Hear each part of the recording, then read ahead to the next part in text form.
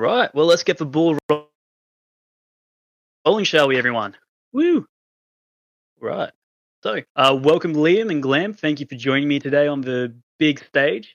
We really appreciate both of you coming. Thank you, And Barker. thank you, everyone in the audience. And a big happy birthday to BFS Liam. Oh, and BFS Glam. Oh my God, it's the birthday boys. Oh, what? Big round of applause. Yeah, the Happy big birthday. 4-1 today. Ooh. Hell yeah. Yeah. You don't want to know what mine is, but it could be higher than that. Could be, but is it? That's the big question. Speculation in the chat, please. Barker can tell you off air. I'll whisper it later. Oh man. Hell yeah. All right. So yeah, thank you for joining us, gents. Today we have the update 9 coming up. So we're gonna have a bit of a chat about what the community can expect because it's gonna be a pretty exciting one. I'm being able to play the patrols and get into the test branches and it's been really cool. I've loved all the changes.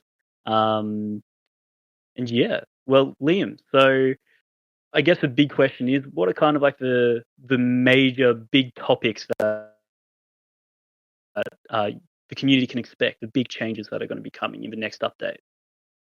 So we've kind of got 4 big areas that we've focused on. As players will have seen and heard from previous Starside chats, we know we wanted to make big advances on the way it feels to shoot in the game and the way it feels to fly and transform.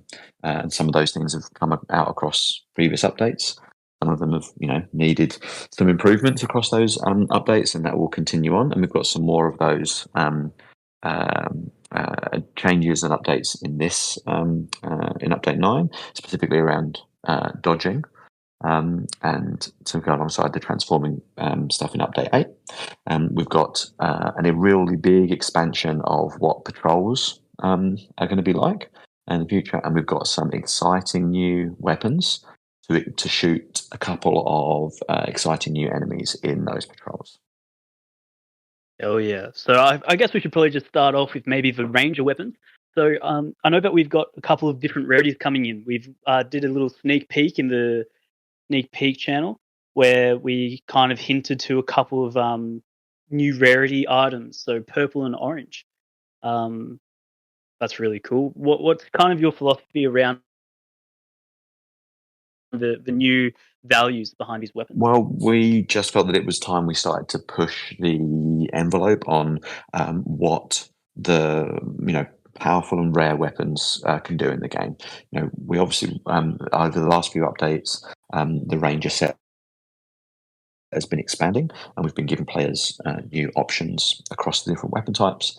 But we thought it was really time to do something in those higher rarities that really does have a significant change to the way people play the game, and that's really the goal of any of the gear, be it weapons or equipment that's at that highest rarity. Those are the pieces that we want players to be building their playstyle and their build crafting around.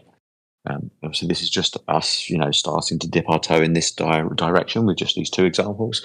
But we felt like it was time to start edging towards this. So we've got 2 new weapons as part of this update that are in our 2 highest rarity bands.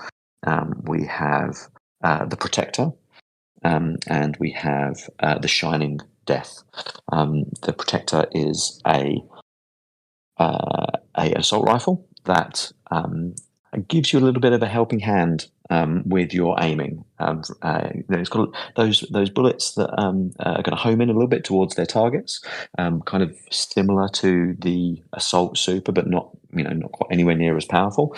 And it's going to be a short delay when those bullets hit, and then you're going to get a big explosion of bonus damage after that time delay. So it's a little bit easier to shoot. But you have to wait a bit longer for you to get that damage payoff when you get there. To compensate for the homing and the extra, ease of aim that it gives you, it's got a much smaller magazine size. It's got a much smaller damage output than some of the other weapons, but it does give you some some extra benefits with those homing bullets. And then we have Shining Death, which is a pulse rifle, and when you destroy enemies with Shining Death, that they're going to explode into little pieces of homing shrapnel that are then going to fly off and target nearby enemies and start dealing damage to them. And with the extra enemy density that we'll talk about when we come to patrols in a minute, you can really get a good chain reaction going of you kill an enemy, it explodes into a cluster of missiles that go and attack the next enemy. They take a big chunk of damage, which means it's easier to then kill that one. Explosion, missiles, and on until you can kind of really start to make your way through groups of enemies at a much faster rate. Yeah, I managed to play both of those weapons, and they are so much fun. I was just kind of wondering, what's the design process behind making these kind of new weapons and the high rarity items that are going to be coming out? I think we have a long list of potential mechanics that we're always thinking about adding to the game. And at this point, we did really want to add some significant power to the game and set these weapons apart from the kind of the weapons at that low rarity that all exist within their own archetype, be they assault rifles or scout rifles or others, but don't have any specific special behavior, and really pick one unique thing that these weapons would do. Like I say, that players can then do other build crafting around. So we looked at what we wanted to do, and we thought, right, okay, chain damage in larger encounters in patrols is something that we wanted to address. And there are a whole bunch of concepts around that, and this was just our favourite and the one that we knew we could deliver for this update. And the same with the protector. We wanted to explore what type of challenges can we take away from the player in terms of that moment-to-moment shooting. What help can we give them, but then how do we balance that to make something that feels interesting to play and feels really different from the other weapons that exist in the game currently. So yeah, I'm looking forward to seeing what players think of these weapons, and I'm also looking forward to continue to expand the weapon set into new directions, as well as continuing to add to the pool of more standard archetypal weapons and interesting perks that are going to support those too. Not every weapon we make is going to be this bespoke, but we do want to add more of these types of weapons in the future. Sure. There's something so satisfying about getting a chain reaction and just blowing up a whole bunch of enemy ships in the patrols, which was really cool. Really enjoyed that. But yeah, so speaking about patrols, kind of what new features can you expect in the new patrol missions? So there's going to be a big change and a big expansion for what patrols look like for this update. Previously, the last set of patrols that were rotated through daily were all very focused on an individual objective type that were added to the game from the previous set of patrols. And what we've done then in Update 9 is we've added one much larger patrol called Operation Red Ruin. It occurs in a new location in a much bigger map than the previous patrols. It's around about between 2 and 3 times the size of the current patrol space that players will be used to. And within that, there's a whole bunch of the existing objectives and some new things that can occur. But every time you load in, you're going to get a different order and a different set of those objectives. So, we've got some of the stuff that people will be familiar with in terms of capturing control points, defeating enemy waves, and those and those types of things. But we've also got optional objectives that will appear sometimes for discovering elements in the environment. We've got new enemies that appear partway through. And yeah, as I said, the order and combinations that appear are different every time you load in. Really, our goal was to start to bring some of these objectives that we tested in the previous set together in a way that feels more indicative of the type of direction we want to push combat in, but also to add as much variety as we can. So that if people do want to log on, get their patrols done, go through a few different patrols in one session, like people play their Phantom Galaxies on a Friday evening or whatever, then they can run into that same patrol multiple times. They're not going to get the same experience. They're going to get different objectives each time they load in. For sure. I think that's one of the big things that we want to do, right, is make sure that the patrols are an engaging experience every time people go in, and they're unique, I think, is the biggest thing. So yeah, it's really cool. So what change are you most excited about within the new patrols update? I think the little optional objectives that can appear, I think I'm most excited by, because they added that little bit of variety, as well as the general larger objectives that you're sent in to do. But also they ask for a different type of gameplay. They're often about exploration and finding little hidden things inside the environment, and doing that while you're also on the clock for the time limit. One of the other things I should mention is there's escalating difficulty over the course of the patrols. So enemies will spawn at a lower power level, which you can see on the UI next to them when they're flying about. But over time, if you stay longer in the patrol, those enemies are going to start spawning in at higher and higher levels, and making them more and more dangerous to you. So you can get the most points by making sure you complete all of your optionals. But the longer you hang around to complete those optional objectives, the more challenging enemies are particularly going to be. So there's some choices about how you want to split up your team. So potentially, you can get asked to destroy multiple Sonora bases within this larger map. You can be asked to explore multiple locations and have different capture points. And whether you want to choose to split up your team to do those things more quickly, but with less support, or whether you want to all stay as a posse and make your way around the map and be safer but take longer, starts to bring some interesting choices to gameplay. For sure. I noticed that when we were doing the play test, that it felt as though there was more incentives and more reason to play with your squad mates, rather than going off and doing your own thing and just trying to be a one-man wrecking ball, which is really cool. There are also a couple of other team dynamics that you've added in. Was there something else that you'd like to mention? One of the frequently requested features that I'm glad to say that we've got in now is we've got team revival.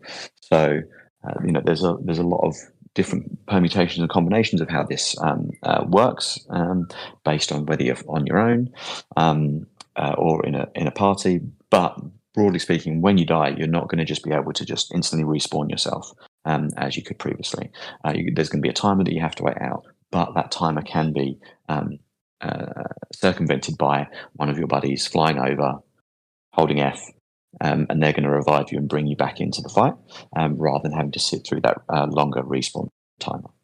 We've talked a lot previously about moment-to-moment gameplay, shooting, flying, but we also want the game to be a cooperative experience, and you really rely on having your teammates there. And one of those aspects is them being able to help you out of difficult situations. First one on that list we want to address is revival, and we'll look to continue to expand the ways in which players support each other in cooperative gameplay in the future. But first one is your mates are going to be able to come over and help you out when you're down.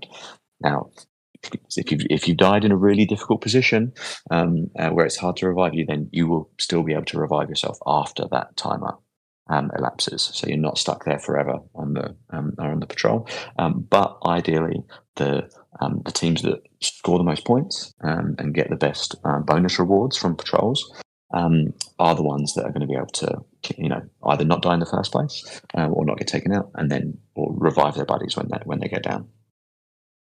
Yeah, there's a couple of other really exciting things that I suppose we haven't really touched on yet. But like you mentioned just then, bonus rewards. I was just wondering, can you speak a little bit on that?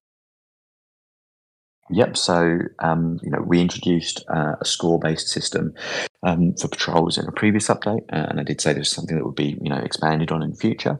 And I'm glad to say, now we've got score-based rewards for your patrols. So you'll still be able to get your the same rewards that you're kind of used to getting from patrols, regardless of what score you get to.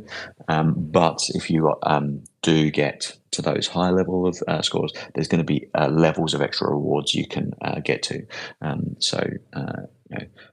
All the things you'd expect to be getting: some extra resources, extra U cubes at the highest level, some various different things you'll see when the update goes live, and we'll look to expand and diversify these types of rewards, performance-based rewards in the future. But yeah, we really want to incentivize players to attack these patrols, find the most efficient ways to get through them, and play cooperatively and support each other when they're in there. Yeah, no, it's really cool having the bonus rewards because I think even today I saw people saying that they'd like to see more bonus rewards and incentives to play for patrols and get higher scores and stuff like that. So it's really cool to see that coming in.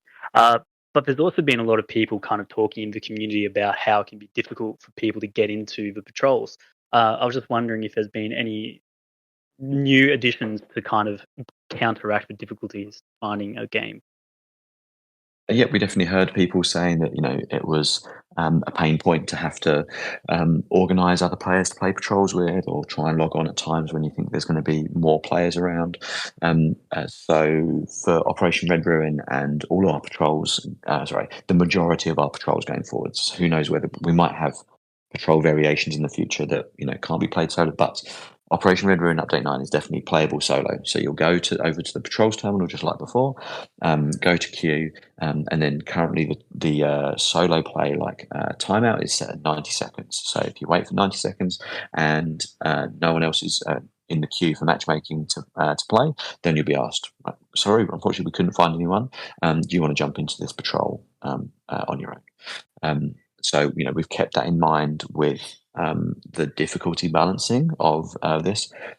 I'll be honest and say you're unlikely to get the best level of rewards from doing it. The bonus rewards if you're playing through solo, but also I'm sure as soon as I say that, some players will immediately prove me wrong at the end of this week when the update launches. But it is getting through them is totally doable.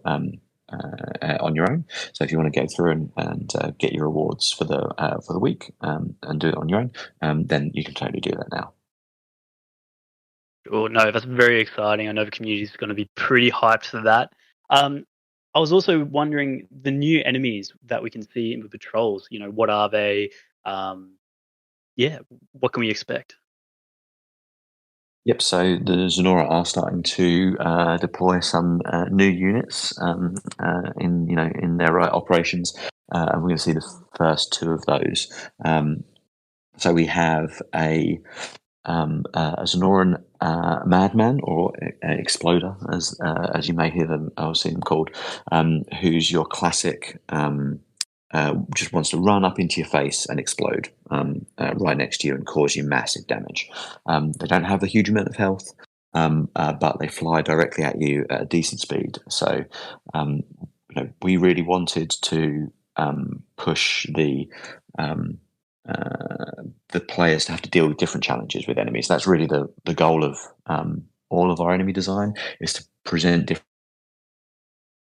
challenges to the player and ask them through gameplay, through build setup, through decision making, how they are going to deal with that. And the Exploder starts to do something that none of the other factions in the Zenora don't really do, which is, instead of hanging about trying to take you out with weapons, just charges straight towards you. And especially in some of the new patrol objectives where you're having to control a point, you might be in quite an enclosed location. When they spawn and start flying in towards you, if they get past your team's defenses, they're going to cause some serious damage to you and your party. So you have to have your eyes on a swivel to make sure that you ping them before they get too close to you. Alongside them, we have the Rocketer, or as you might see them in game, the Sonora Hellfire. This is a larger missile firing ship. So these are going to be the opposite of those exploders. They're going to hang about at the behind the line of combat, and they're just firing salvos of missiles at you. So one of the things that we know was not a huge amounts of fun for players before we added patrols was some of the Zenora basic units were quite fond of firing missiles, and players will have had that alarm tone, missile incoming, repeating in their sleep once they stopped playing because of how frequently they would hear it. And that's something we definitely toned down with the changes to Zenoran's ships in patrols. But we wanted to still present that missile threat to players, but we want to do it in a way that they can really plan for. Like when you see them spawn in, they're a very distinct silhouette from the rest of the enemies. They aren't doing much else as a threat to you until they fire that salvo missile, so you can prepare for it. But they're now firing like a salvo of 3, and they've got a decent punch to those missile explosions when they arrive. So hopefully, they won't be anywhere near as annoying as previous missile behavior, but present a real specific challenge that players have to deal with. And in combination now, when you've got a bunch of Zenorans arrive to start a fight with you, and you've got some exploders that are diving straight towards you while you're also having to deal with a salvo of missiles, you've now got a target prioritization issue that you need to resolve. So really excited to see how this mixes up the feel of gameplay, and super keen to see to hear what the players think about them. I really loved the variety of combat that you could expect, and every now and then I would be engaged with 3 or 4 enemies, and then just all of a sudden there'd be an explosion right near me, and I'd just be like, "Oh shit! One of the exploders got me! Oh no!" It was a really cool dynamic, and it was nice to see a bit of a change to the patrols gameplay. So the last thing that we the new big feature we're excited to improve upon is the dodge system. How have we adjusted the dodges? So this is a relatively big topic. I'll just give you, the group here and people listening, a brief overview. But really, I would say jump into the game once the update's out and have a play and let us know how you feel. But the biggest thing is we've got much more lateral movement in the dodges. So when you dodged, especially sideways previously, you didn't get that much movement away from where you started to help you dodge things that explode, missiles that are being fired at you, big laser beams coming your way. So the first thing is now, sideways dodges are much more useful in combat than they were before. When you combine this with the different enemy types that we've got now, it really feels like players. Well, I'm hoping the players will really feel like they have an extra option in their toolset to avoid damage. Additionally, we've got a dodge backwards in mech form that's also useful for that. So you can basically do a classic backstep in mech form.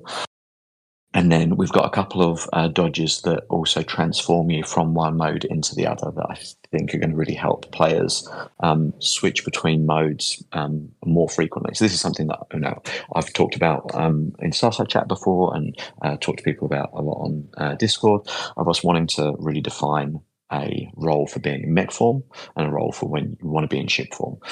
So what happens is if you're in mech form and you dodge forwards, then you're going to transform into ship and boost off directly ahead off into the future.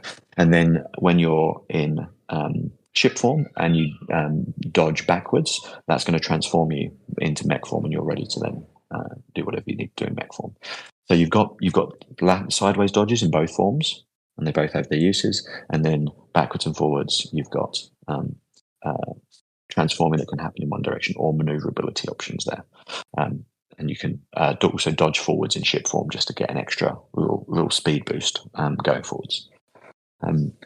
All of them are much quicker as well. So we've got new animations. We've got a new implementation in there that makes them much quicker to get into, much quicker to give control back to the player once they're done. that makes the game just feel a lot more snappy and responsive. Yeah, it really did feel like not like a different game, but it felt like I could quickly turn into the form that I wanted, and every now and then you'd want to bring out the mech form and do a bit more damage, and it felt really good. Personally, I enjoyed the new change, and yeah, I'm excited to see what the community thinks as well. Um, Just one more point. This as an example that I think, when combined with the new patrol space that players are going to be playing in, it's much larger, as I said, than the patrol spaces that the previous missions had. And one of the use cases we really want to build is, okay, on this run of Red Ruin, I'm asked to go and take out this Sonora base over here, and then I need to go and say investigate some crystals over here, and I'm going to fly over there in ship form, assess the threats in the area as I come in. A couple of abilities on the way in, and then transform to mech form, lay down a lot of damage, sweep up the encounter, and then once I know I need to go over here to do something else, I'm boosting to transform. I'm straight up to high speed, and I'm heading over a new direction, and then ready to, change the mech form again when I'm ready to start another fight. So I think that there's also swapping around that we want in the micro play around evading enemies and stuff like that. But I think one of the use cases that I'm hoping we'll see from players playing in these bigger patrol spaces is really switching between the two forms based on what they need to do. Yeah, I found myself switching a lot more than I usually did, just because it felt more satisfying, kind of like holding down an area with my mech form rather than just kind of sitting stationary as the ship form. And it was. I really like the new animations as well, transforming back and forth. I think the animation team did a great job as always. It was really cool to see.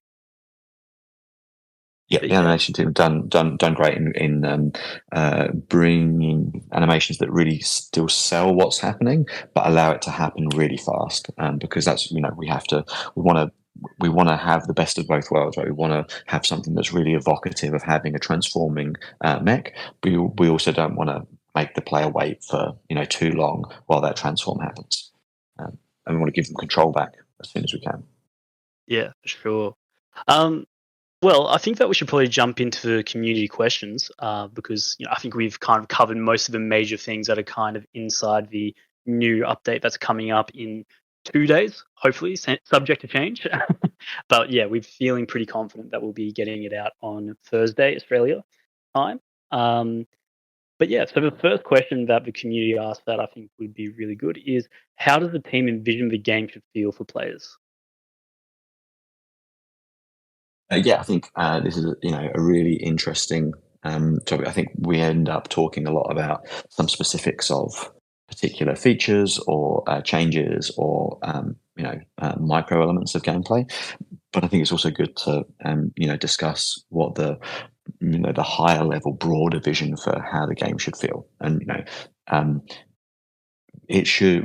Our goal has always been that it should feel like you're a character inside an anime. Like, I know that we talk about Macross slash Robotech as our as our key touchstone here. We want you to feel when you're playing the game like you're that character in those shows that just has an innate skill as a pilot. Um, we want to make the cool and exciting things that you see characters do in those types of shows easy for you to do as a player, in the same way as they're easy to do for them as a character. And we want to recreate that type of action that you see in something, especially like Macross, where you have those moments where you're flying, doing ship to ship, dogfighting style combat, but you also have mech based combat in a variety of different ways, and there's fluid movement between those things. You don't. You don't spend huge amounts of time in one or the other. You're moving between them as needed, and that's the feeling we want to recreate for players.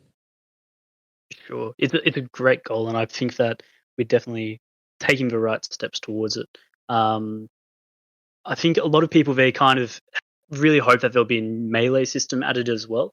So I guess, the question is, can we expect to see an advancement within the melee system? New weapons, more engaging melee combat, etc.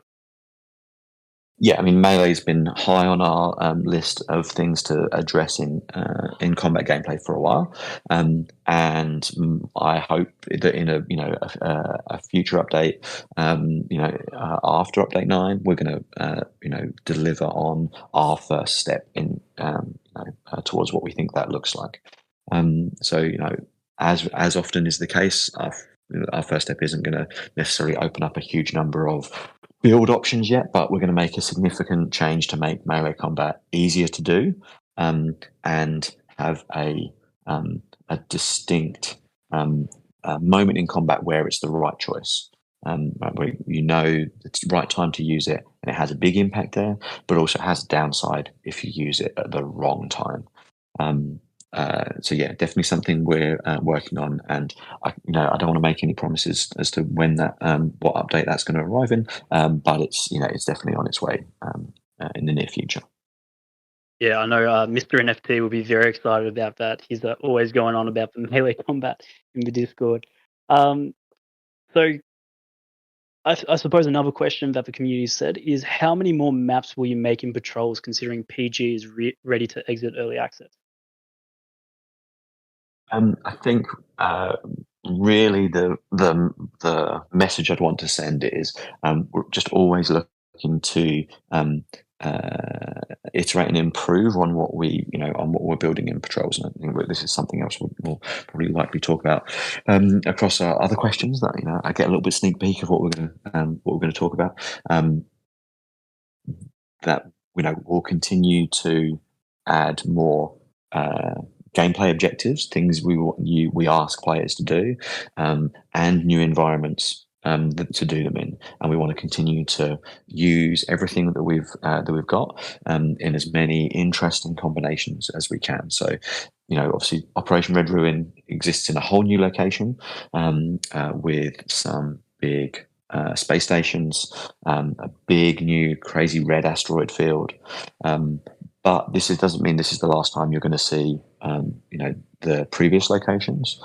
They'll likely, make a reappearance in the future, and we're already working on, what the next patrol location is going to be and the types of things we'll ask you to do there.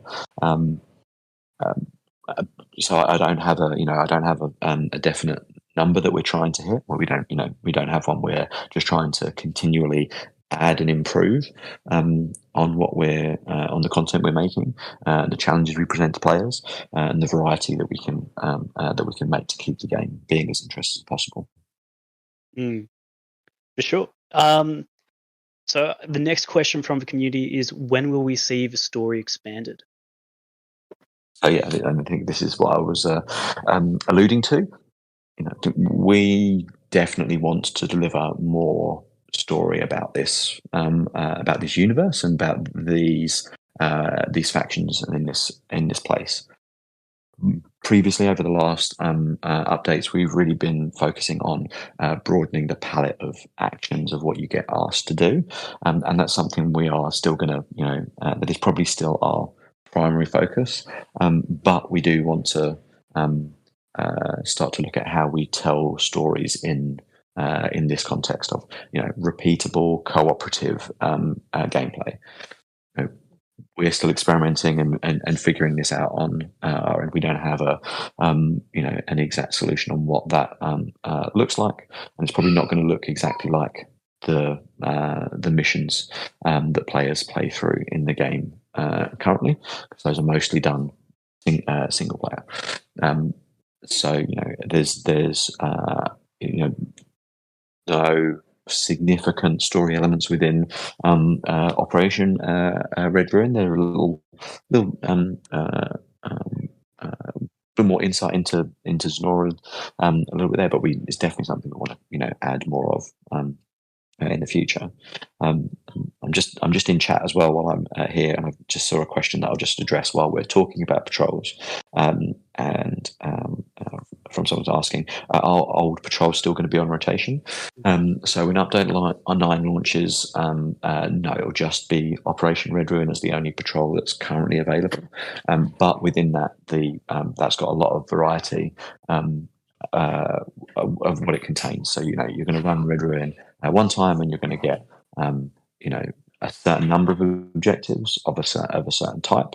And then the next time you run it, you're going to get potentially more objectives and some optionals, and those objectives are going to be different. So we really hope that we're presenting more variety to players than they were getting previously, in a much more interesting play space. But we also want to keep all players together in the same patrols, so that we get the best opportunity for players to play with one another. So currently that's all just players all into that one patrol. But in future, we are looking to make sure there are more patrols of different difficulty, inherent difficulty set up with different types of rewards, so that we can still have some variety. But for update 9, everybody's doing Operation Red Room. No, fair enough. And honestly, until the next update, there's going to be plenty of gameplay involved in Red Ruin. I really love that map. It's so awesome. And the team who've developed and designed it all, it looks beautiful. It looks awesome. So big shout out to which team is that? The 3D team? Yeah, so the 3D art team have made a really beautiful environment, some really cool tech that they've created to allow the level designers to create the environment, and then to the technology that makes those asteroids look so pretty.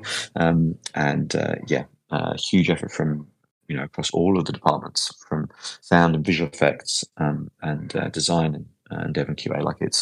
Patrols are a significant undertaking for a lot of people at the company, and this has been a really concerted push to get something big and beautiful and varied in for update 9.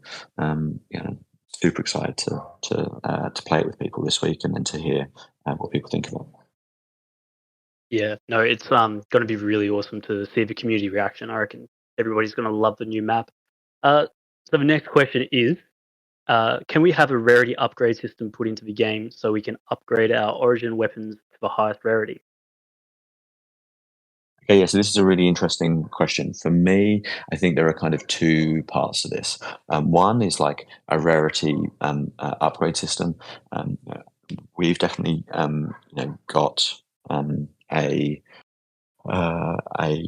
system in mind for how you will consume pieces of gear that you don't want, that are of a lower level, and gain resources or pieces of equipment of higher rarities. And I think that's something that we definitely want. I think you'll have heard reference of a manufacture, or seen reference of a manufacturing system in the light paper, and that's definitely on our roadmap in the long term. I think what the question about the origin weapons, I think for me is more about making sure we make clear to any player, someone who owns those origin weapons, or someone else who is just playing the game and sees those origin weapons out there, that those players have got something rare and cool. And I don't think we're set on at this point that has to be a process that players need to upgrade that rarity themselves. It may be that those weapons should be updated from our side to be treated as a higher rarity, or some other solution that we're still figuring out.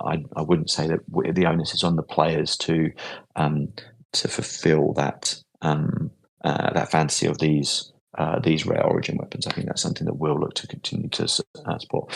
That I won't entirely rule out that we end up in a place where that's a process that players engage in, but I don't know that we want to assume that that's the only way players are going to get there, and for those weapons to be that kind of cool rare thing that we want them to be.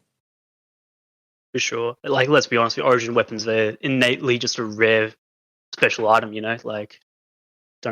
We don't need to put the onus on the player, as you said.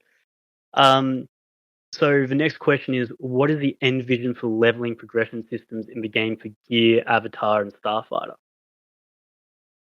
Okay. It is another great question that, about the more long-term goals of the game, and I think from our perspective, those are three very those two things have very different goals, right?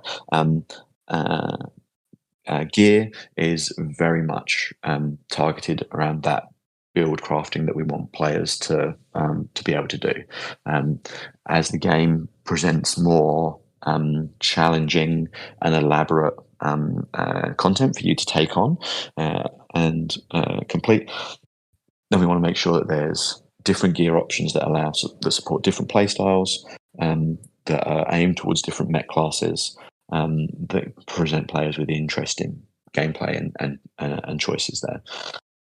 And we want players to have to sometimes make decisions about what they want to prioritize as they progress. We want you to have a lot of options, but we don't necessarily want you to always have all of your options available to you at the highest level at all times. And so, part of that progression for gear is going to be around how do you decide what you prioritize in leveling up to make sure that it's at the highest level to take on the hardest challenges, and also what pieces do you get rid of along the way. Starfighter is so gear changing is something that we expect players to do more and more frequently as the content becomes more varied and is added to the game. Starfighter progression is much more medium cadence specialization towards a certain role. So talked and hinted a little bit about a fusion system, so the system that allows you to progress your starfighter upwards in power, and that's something we're still working on and we'll talk about more in the future. But that is the method of specialization of how you turn a Lancer starfighter into your Lancer starfighter that plays a certain way. And that's not something we expect you to necessarily change around before any particular patrol or any particular mission, right? That's something that you've spent time and resources to spec a certain way. And you probably, you don't necessarily, we don't really expect players to be able to respec that immediately for something else. And that's going to include also how you visually represent your mech and how it's distinguished from the other Lancers that exist in the universe. So those two systems, gear and starfighters, are very much related to your gameplay, and then also to your self-expression. And then avatars overlap with that self-expression. We see them as a way you can obviously represent a character in the world, and have some customization over that in the future is the goal, to really allow you to make your avatar very distinct from the other rangers who are doing the good work aboard Halberd and about the system. But we also want to be a representation of what an individual player has achieved, right? That it should also be your avatar is a record of the things that you've done as a player, and the things that you've taken part in, the experience that you have in comparison to another pilot who's fresh out of training and starting their first missions as a ranger. So we don't see that as much tied to gameplay and your impact in that moment to moment, but more about your standing and experience and longevity as a pilot. Sure, I reckon those are very cool ways of differentiating the two NFT types as well. Having people kind of, the starfighter being kind of a more permanent change where you're speccing into a different kind of, attacking machine, death machine. And then you have the avatar, which is, the representation of who you are or who you want to be inside the Phantom Galaxy's universe. And, the decorations that, set you apart from the other pilots. It's really cool. And, I think all the community would love to see those kind of things coming in as soon as possible. Everyone wants change now. So yeah, the next question, which is actually a question that Hope and Death added in the chat, is Can we make the pristine Origin as strong as a veteran one? Yes, I think that, we'll continue to look at game balance. I think that's something for a future update. Some of both for weapons and some class abilities for certain mech classes are probably in need of some attention, and that's certainly on our list for update 10. I can't at this stage really promise that a particular weapon is going to get better, but we do want both the Origin weapons to be definitely on the. They should have a decent place in the combat sandbox for people that own them. They should want to use them, and if they are lagging behind some of the other less rare weapons, then that's something we'll definitely look to address. I think the ceiling is definitely raised with the Protector and Shining Death. Like they are definitely a significant step above in damage output from a lot of other weapons. So hopefully we'll have some room there to find good spots for the Origin weapons and any other new weapons that come in future updates. Sure. So the next question is a bit of a long one.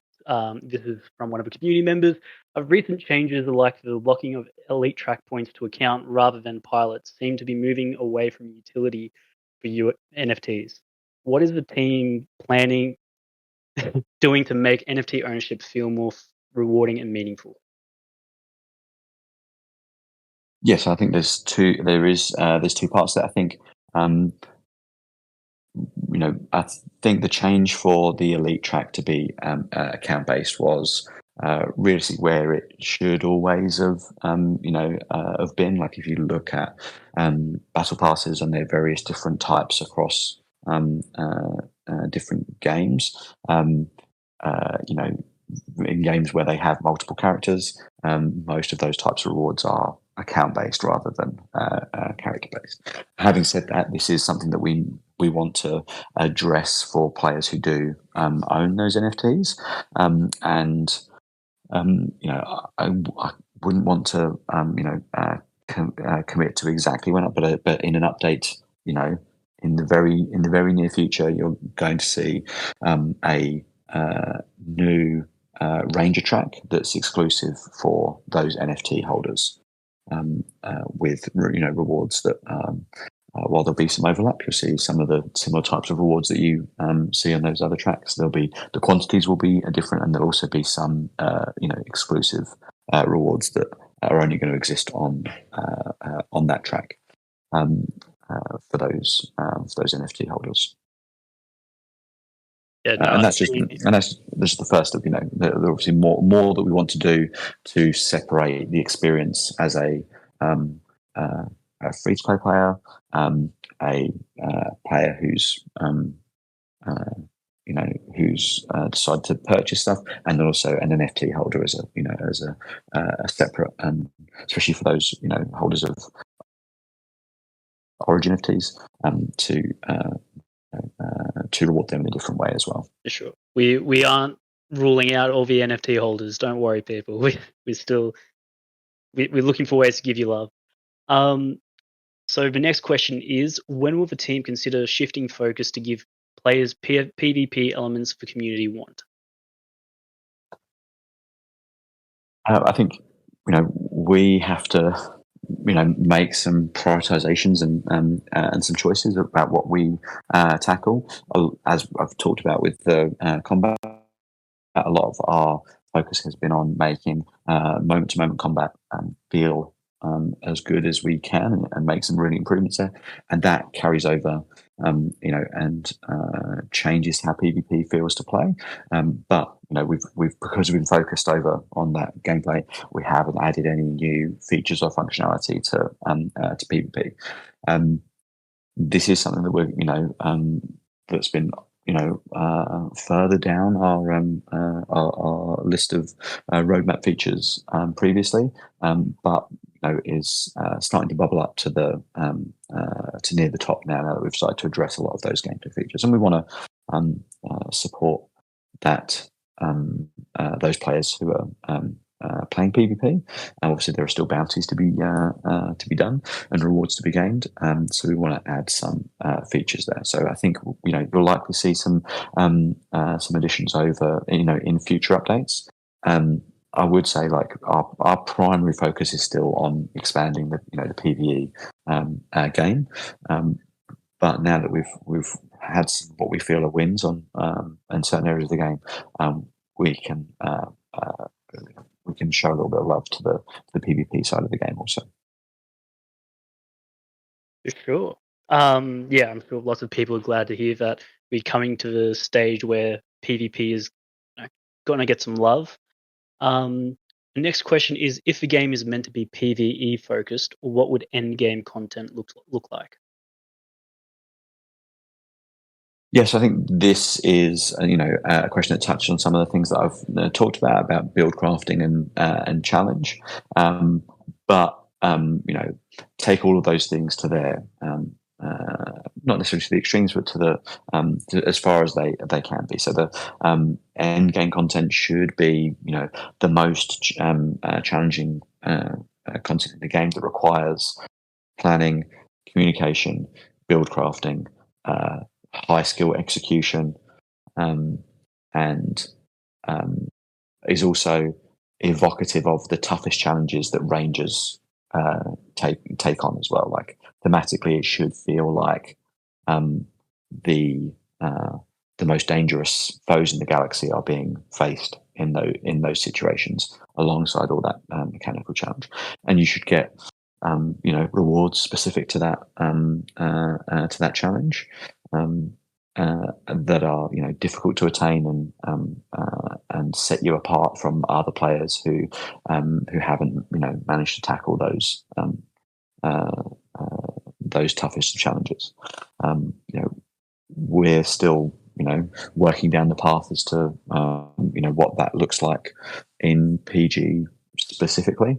I think patrols are an example of some of those basic building blocks, but it's the layers of complexity, mechanics and challenge that we'll build on top of that over time that are going to start to move us towards what a Phantom Galaxy's end game content looks like, that's different to WoW or to Warframe or to Destiny or the Division or those other games that we play and love personally and use as reference points. There's going to be a Phantom Galaxy's flavour of that, but we're looking to find that the underlying principles are the same.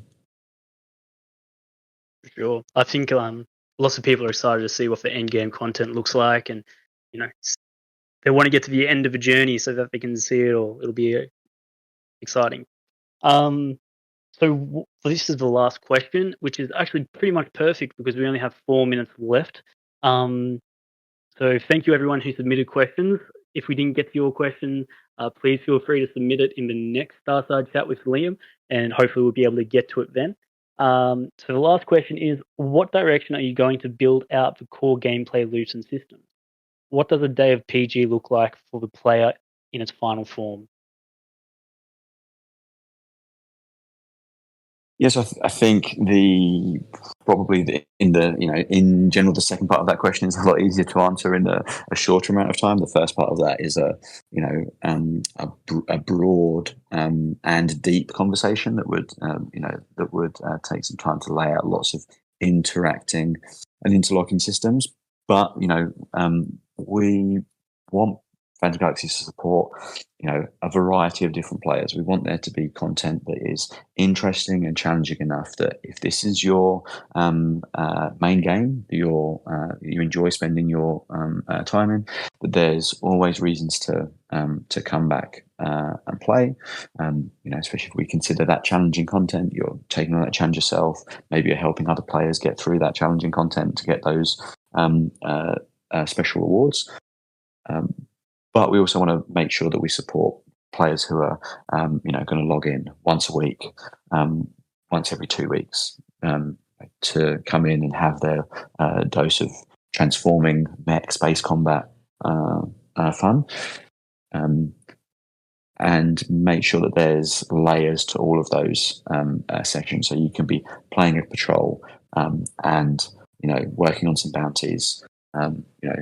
Integrating that with other progression systems that you're making progress on while you're doing that, and that the different play styles, people who just want to come in, farm some bounties, have some fun jetting around, and then log off for accommodated, and also the people that really want to spend half an hour even planning their build, coordinating with their team about taking on a really, really high level hard patrol, have still got reasons to do both of that. So different players are going to have different cadences and different amounts of time they play, but we want there to be and they've got different reasons for coming back. We want to support each of those. Specifically, the loop that we imagine isn't that different to what you would see in those other games. You've got daily and weekly cadences to your to the content that rotates through, the challenge we present to players, and the rewards you can that you can earn, that are always building towards the next thing. Once we're telling you more about the story of what's happening in the universe, some people will be coming back to hear what the latest news is on the various battlefronts that the Rangers have going on. For sure, it's good to have a lot of variety with the different gameplay types, and every game is different, and appealing to a variety of gamers is a really good way of approaching it, I think. So yeah, really cool. Thank you so much, Liam, for joining us today. It's 5 p.m. here. It's time to clock off. Yeah, thank you everyone for listening. Really appreciate it. I hope we got to answer some of the questions that you all had on your mind. Again, sorry if we didn't get to address any of the questions that you have put in the type form, but we will be trying to get to them in the next Starside Chat with Liam, which will hopefully be in another month. Yeah, really, really big thanks to everyone. Big thanks to Liam, and big thanks to Glam for joining us. My pleasure. And yeah, thank you, Liam. Thanks very much for having me. I look forward to playing Operation Red Ruin with people.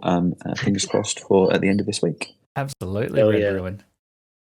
Sounds great. And just before we head off, I have a leak of the week for everyone. Big Dog Barker's leak of the week. Woo! All right. So tomorrow we are going to be commencing a Zeely questing campaign. That's right. People are going to be able to win some awesome first-class starfighters. Really excited. This is going to be so much fun. It's going to have quests that are involved in PG. It's going to have quests involved on social media, and also a couple of other fun activities for you who don't really, want to jump in and spend too much time in the game. Basically, a lot of variety. It's going to be a lot of fun. It's going to be awesome. So please, everybody, feel free to participate. I really hope that it itches everybody's scratch. So it should be a lot of fun. But yeah, all right. Thank you, everyone. Play us out, Glam.